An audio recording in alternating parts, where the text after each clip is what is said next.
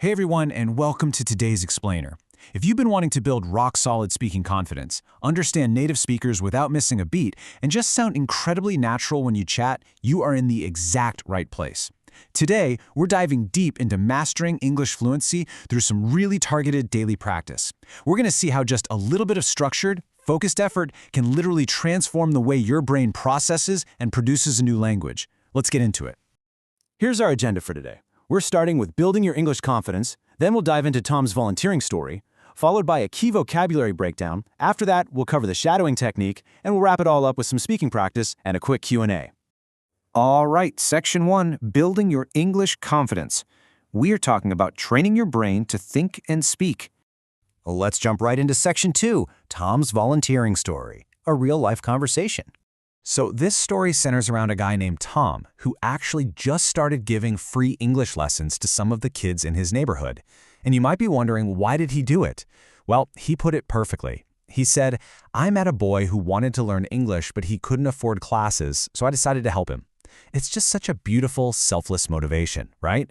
Tom saw a real need in his community and stepped right up to fill it, offering his own time to a boy who otherwise just wouldn't have had access to traditional classes. And this brilliantly shows how Tom structures his efforts. As you can probably guess, word spread, and a few more kids ended up joining his lessons. So how does he actually manage this growing group? Well, they meet twice a week. And during these sessions, they really just focus on the absolute fundamentals. They practice speaking, reading, and simple grammar. It is not overly complicated, but the secret sauce here is that it's super consistent. And all of that consistency leads to some really amazing results, just like this incredible moment Tom shared. He said, "Last week, one of the children spoke English in front of the class for the first time. Seeing his confidence grow makes me happy." I mean, this is everything. The ultimate goal of learning any language is having the confidence to actually use it out loud in front of other people. Tom's student finally hit that massive milestone. Which brings us to Section 3, Key Vocabulary Breakdown. These are the words that will really elevate your fluency. Let's pull some of the most useful vocabulary directly from Tom's story so you can actually start using these phrases today. First up is make a difference. This just means to help improve a situation or have a positive effect on someone or something. In the story, Tom wants to make a difference in these kids' lives. Let's think about some other examples.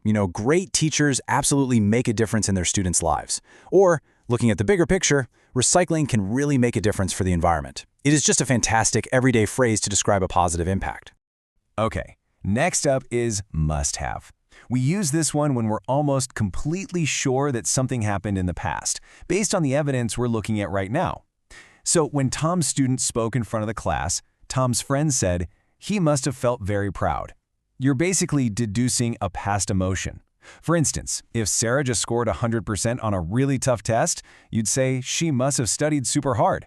Or if you look out your window and the roads are completely soaked, it must have rained earlier. Make sense? And our third keyword is grow. This means to become bigger, stronger, better, or to develop over time. Tom talked about seeing his students' confidence grow.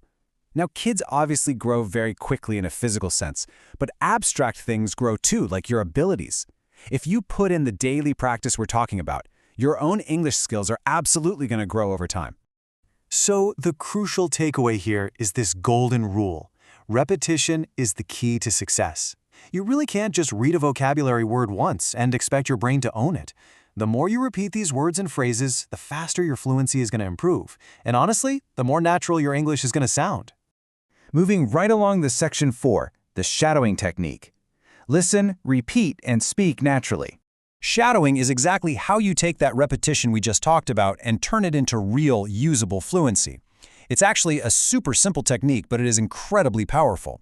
Here are the 3 steps. Step 1, listen very carefully to a sentence spoken by a native speaker. Step 2, repeat it out loud. And Step 3, try to perfectly copy the rhythm, the pronunciation, and the intonation of the speaker.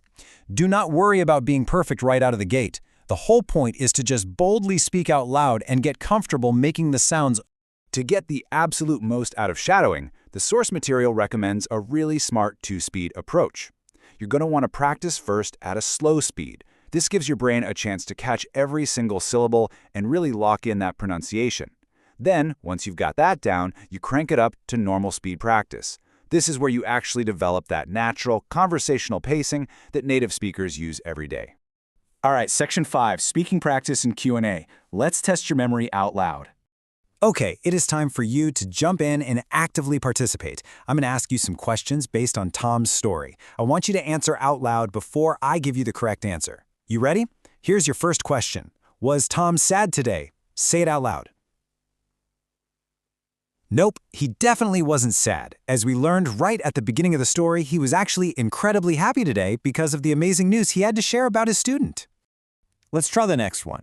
Did Tom start giving Japanese lessons? Go ahead, answer out loud. No way, he didn't do that. He actually started giving free English lessons to the children in his neighborhood. Okay, let's challenge your memory on the actual logistics of the class. How often does Tom teach the children? Is it once a week? Nope, he doesn't teach them once a week. He actually teaches them twice a week, where they practice speaking, reading, and simple grammar. Final question, and let's use that key vocabulary phrase we learned earlier. How must the child have felt after speaking English in front of the class for the very first time? Tell me out loud. That's exactly right. He must have felt very proud.